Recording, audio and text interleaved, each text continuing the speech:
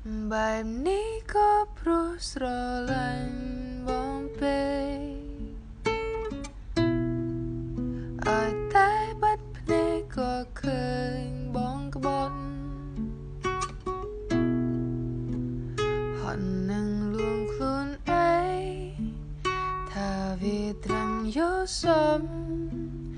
តែមើលភាពបងក្បត់ដកជាប់ក្នុងខួរក្បាលជានិច្ច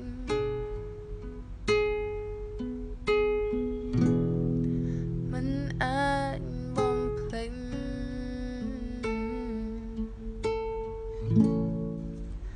បែបនេះក៏ព្រោះស្រឡាញ់បងពេក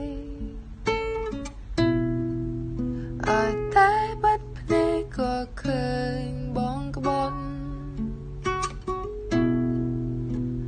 ហត់នឹងលួងខ្លួនឯងថាវាត្រឹមយកសមតែមើលភាពបងក្បត់ដកជាប់ក្នុងខួរក្បាលជានិច្ច